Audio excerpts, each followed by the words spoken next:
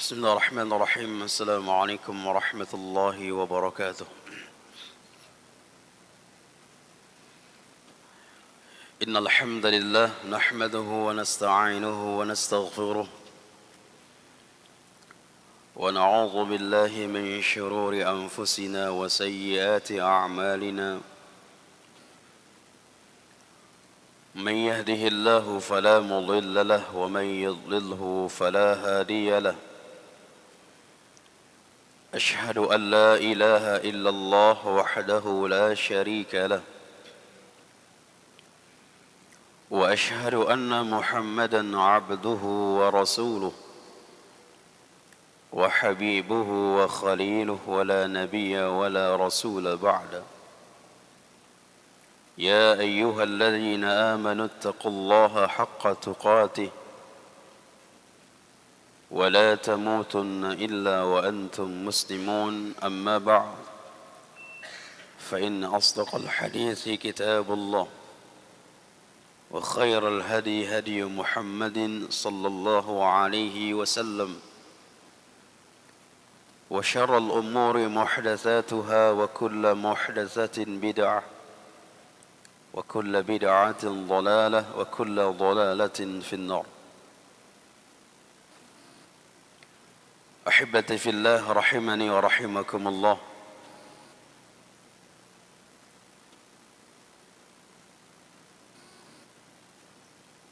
Kembali kita melanjutkan pembahasan kita kitab Hadis Al-Arba'in yang dikarang oleh Al-Imam An-Nawawi rahimahullahu ta'ala rahmatan wasi'ah. Kita masih berada di hadis yang pertama dari Abu Hafsin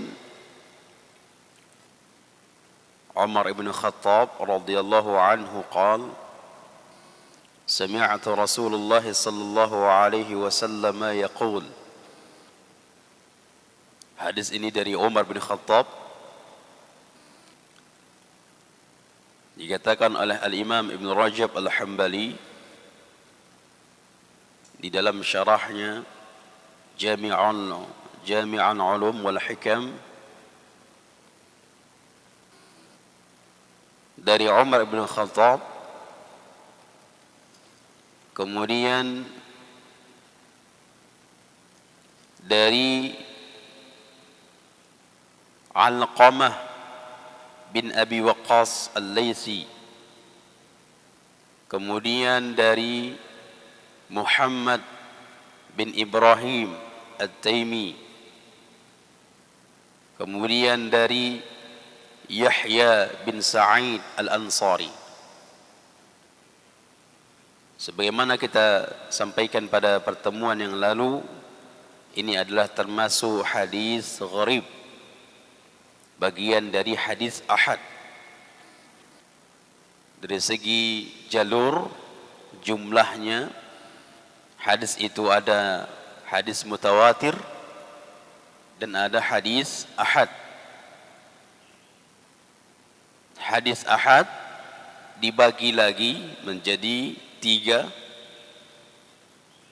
Ada namanya hadis masyhur, kemudian hadis aziz, kemudian hadis gharib.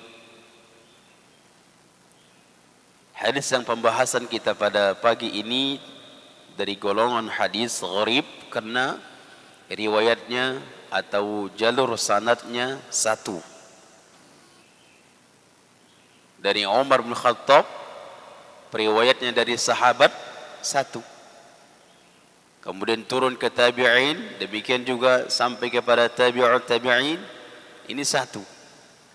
Sebagaimana dikatakan oleh Al-Imam Ibn Rajab Al-Hambali, dari Umar bin Khattab, kemudian turun ke Alqamah bin Abi Waqqas Al-Laythi, satu orang. Kemudian Muhammad bin Ibrahim At-Taimi, satu orang.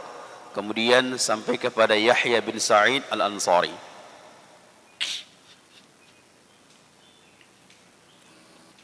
Maka disebut hadis ini hadis gharib karena sanad jalurnya satu orang. Kata Nabi sallallahu alaihi wasallam, innamal a'malu binniyat wa innama likulli imri'in ma nawa. Penjelasan dari Syekh Shalih Al-Utsaimin, innamal a'malu binniyat, ini satu kalimat. Wa innama likulli imri'in ma nawa, ini sebagai penguat, ditaukid untuk menguatkan tentang kalimat yang pertama. Kalimat yang pertama Rasulullah mengatakan innamal a'malu binniyat, hanyalah amalan itu dianggap sesuai dengan niat. Amalan itu dianggap amalan sesuai dengan niatnya. Wa innama likulli imri'in ma nawa, ini menguatkan kembali yang pertama. Balasan amalan itu sesuai dengan niatnya. Kita memperoleh balasan dari Allah, ganjaran dari Allah, dari amalan yang kita lakukan sesuai dengan niat kita.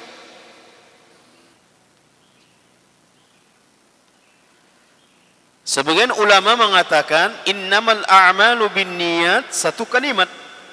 Wa innama likulli imri'in ma nawa, satu kalimat, kalimat lain.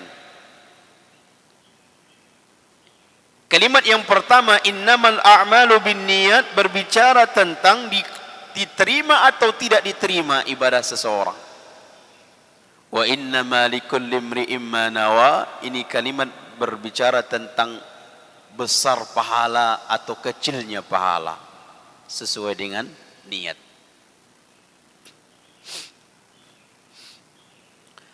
Maka di sini jemaah ahibati fillah rahiman rahimakumullah, kembali kita memperbaharui niat kita. Bahkan Al-Imam Al-Bukhari menjadikan hadis ini sebagai pengingat dirinya ketika hendak menulis Sahih Bukhari.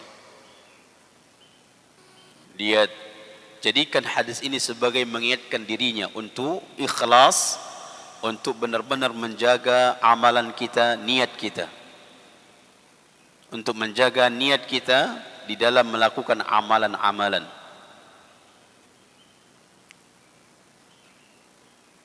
Kemudian dikatakan oleh para ulama, innamal a'mal, al-a'mal, ini adalah jama'. Mufradnya, bilangan satunya amalun, satu amalan. Amalun artinya sebuah amalan. A'malun, beberapa amalan.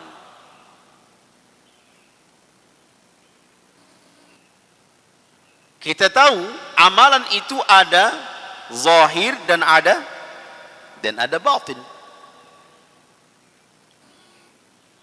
Sebagaimana definisi ibadah yang diberikan oleh Al-Imam Ibnu Taimiyah. Ibadah ma yuhibbuhu Allah wa yardah. Setiap apa yang dicintai dan diridhoi oleh Allah, baik itu zahir maupun batin, baik itu ucapan maupun perbuatan, maka semua itu termasuk a'mal. Berarti di sini jemaah, seluruh amalan yang kita lakukan, amalan zahir atau amalan batin. Kalau amalan zahir yang nampak dia, salat zahir atau batin? Zahir. Baca Quran, zikir, zahir. Kalau batin, cinta kepada Allah, takut kepada Allah, itu batin. Berharap kepada Allah, ini amalan batin.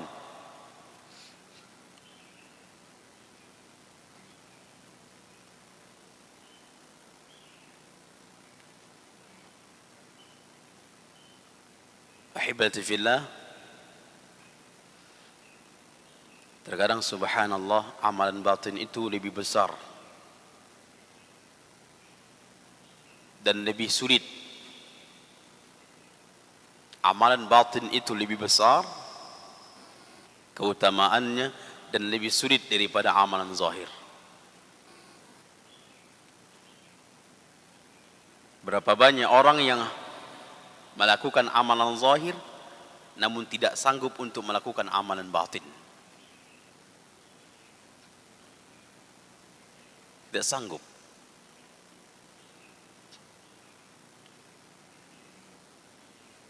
Apalagi model-model yang memiliki hati yang berpenyakit.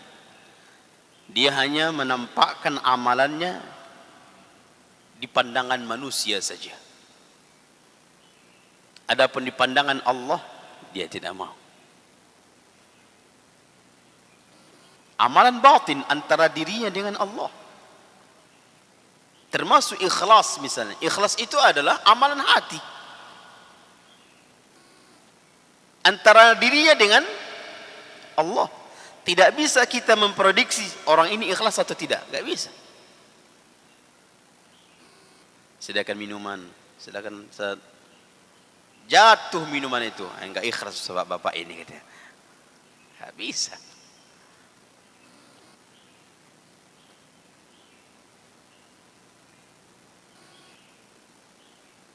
Karena keikhlasan itu di dalam hati. Amalan hati. Amalan batin. Maka dari itu jemaah subhanallah, nanti Allah bongkar di hari kiamat apa yang ada di dalam hatinya. Allah, hati-hati kita jemaah. Allah bongkar. Kalau kita menilai seluruh kita ini zahirnya saja. Makanya tugas kita hanya menilai zahir seseorang. Enggak bisa sampai kepada zona batin. Karena antara dirinya dengan Allah yang tahu itu.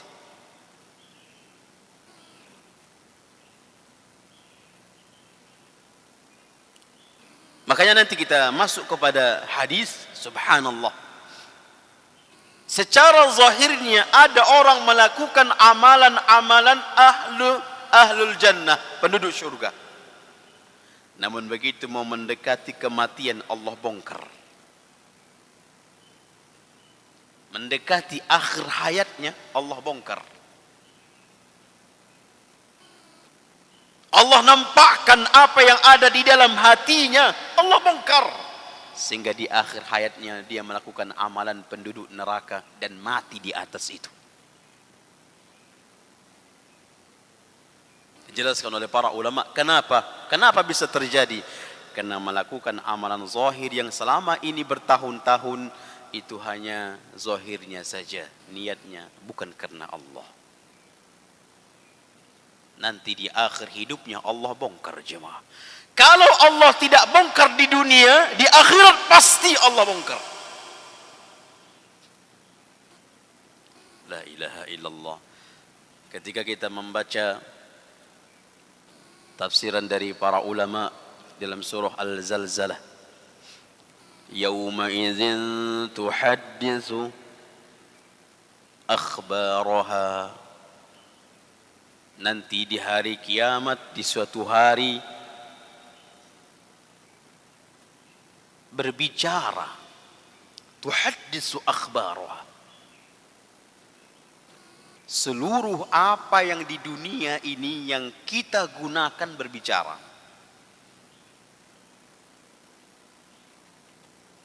Jangan anggap jemaah masjid ini hanya benda mati sampai hari kiamat tidak berbicara. Tak. Nanti apa yang kita pijak, apa yang kita gunakan di atas apa? Apakah di atas kemaksiatan kepada Allah atau di atas kebaikan atau ibadah kepada Allah, nanti itu berbicara semuanya. Kendaraan yang kita pakai nanti di hari kiamat menjadi saksi. Kemana digunakan kendaraan itu? Berbicara. Kita mulai dari zahir kita, badan kita ini berbicara. Mata kita berbicara sendiri. Telinga kita berbicara sendiri. Tangan kita, kaki kita berbicara sendiri. Apa, kemana digunakan yang punya ini semuanya? Handphone yang kita gunakan atas apa? Nanti berbicara. Yauma idzin tuhaddisu akhbaraha. Makanya Abu Bakar menangis membaca surah Al-Zalzalah ini. Menangis beliau. Subhanallah. Semuanya akan berbicara. Bahkan tanah yang kita pijak, yang kita langkahi, yang kita lewati, itu semuanya akan berbicara. Di atas apa itu? Makanya orang-orang yang berzina di sebuah bangunan, bangunan itu akan berbicara di hadapan Allah. Akan berbicara di hadapan Allah. La ilaha illallah. Dibongkar semuanya. Demikian juga apa yang ada di dalam hati kita. Innallaha ya'lamu ma fis sudur. Allah tahu apa yang ada dalam hati kita. Allah tahu. Kalau tidak sebelum akhir hayatnya Allah bongkar, di akhirat pasti Allah bongkar. Makanya baru kaget kita. Ah, si fulan selama ini ya Allah. Naam. Zahir. Allah ya jemaah, kata di antara ulama salaf mengatakan, kita ini terkadang banyak zahirnya orang soleh, batinnya musuh Allah.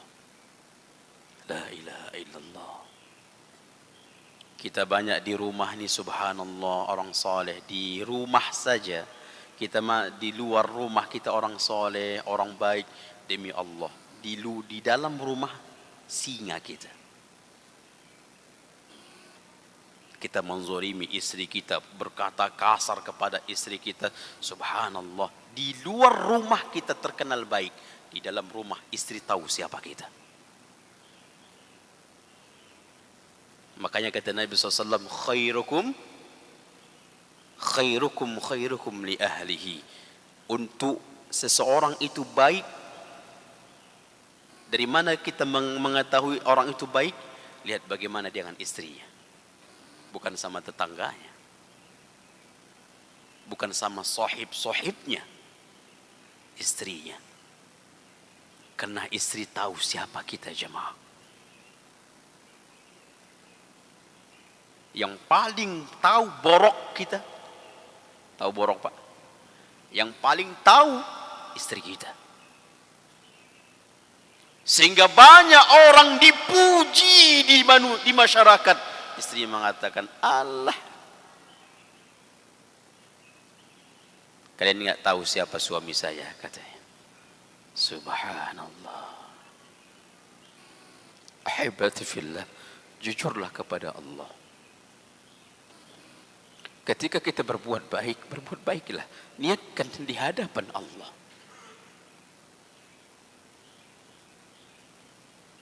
Niatkan di hadapan Allah. Bukan untuk mencari pujian dari manusia. Lah, apalah manusia ini? Sebatas apa manusia memuji jemaah? Sebatas apa? Kenapa kita mencari pujian dari manusia? Yang begitu sangat kerdil sekali. Terkadang bahkan kita mengorbankan amalan kita untuk pujian manusia, untuk sanjungan manusia, untuk mata-mata manusia. Lah. Fokuskan kepada Allah. Apapun yang kita perbuat baik itu nampak orang maupun tidak nampak orang. Bahkan subhanallah, Banyak di kalangan para ulama itu melakukan amalan soleh, istrinya nggak tahu. Ada di antara ulama puasa 20 tahun, istrinya nggak tahu. Ada di antara ulama ketika membaca Al-Quran, nampak datang tamu, Assalamualaikum, dia tutup Al-Qurannya. Dia tutup Al-Qurannya. Kalau kita, dikuatkan lagi suara kita. Biar orang, oh bapak ini rajin baca Quran ya. Hebati fillah, fokuskan kepada Allah. Ketika kita berbuat baik, ingat Allah melihat kita. Allah melihat kita. Kita harus menjaga di luar rumah kita, di dalam rumah kita, kita sama. Kita orang soleh. Jaga kesolehan kita. Jangan di luar rumah kita dikatakan wali Allah, orang soleh. Di dalam rumah kita, subhanallah. Banyak subhanallah terkadang jemaah ketika dengan teman-temannya berbicara dengan lemah lembut, para wanita terkadang seperti itu. Begitu dengan suaminya, luar biasa. Begitu dengan istrinya, luar biasa. Kata Nabi SAW, khairukum khairukum wa ana khairukum li ahli. Dan aku orang yang terbaik dengan keluargaku. Bahkan nanti di hari kiamat, kata Al-Imam Al-Mulai, subhanallah, nanti di hari kiamat akan ada istri-istri yang menggugah di hadapan Allah. Ya Rabbi, hadza zawji, wahai Allah, wahai Tuhanku, ini suamiku. Digugah oleh Allah, oleh istrinya di hari kiamat, di mahkamah Allah. Padahal kita menganggap dia sayang sama kita. Lah. Kita menganggap dia baik sama kita. Lah, di hari kiamat Allah bongkar. Istri kita akan berbicara tentang bagaimana kita di rumah. Maka hibati fillah, jujurlah di dalam hati kita. Fokuskan kepada Allah. Biarlah manusia tidak tahu apa yang kita lakukan dalam kebaikan. Ingat, Allah tahu. Biarlah manusia apa yang tidak tahu apa yang dalam hati kita. Ingat, Allah tahu.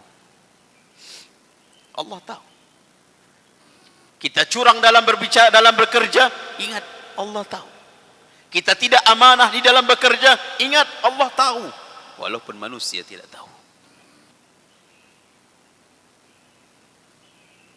Inilah ihsan. Selalu muraqabah, selalu merasa dirinya diawasi oleh Allah. Ketika dia buka handphonenya untuk bermaksiat, dia tahu Allah melihat dia. Allah melihat dia. Maka dia tutup tuh. Ketika apapun keburukan dosa ingin dia lakukan, dia tahu Allah sedang melihat dia. Maka dia pun malu kepada Allah. Malu dia kepada Allah. Banyak orang menjaga malu dirinya kepada manusia, namun tidak merasa malu kepada Allah. Maka hibati fillah, jujurlah di dalam hati kita, fokuskan kepada Allah. Jangan fokuskan manusia. Ikhlaskan amalan yang kita lakukan, ikhlaskan karena Allah. Ikhlaskan karena Allah. Amalan apapun yang kita lakukan, kita hanya berharap dari Allah, bukan dari manusia. Apa yang bisa dilakukan oleh manusia? Ini saja ahibati fillah, mudah-mudahan bermanfaat. Wassallallahu ala nabiyina Muhammad wa ala alihi washabihi ajma'in. Subhanakallahumma bihamdika asyhadu an la ilaha illa anta astaghfiruka wa atubu ilaik. Akhiru dawana alhamdulillahi rabbil alamin. Wassalamu alaikum warahmatullahi wabarakatuh.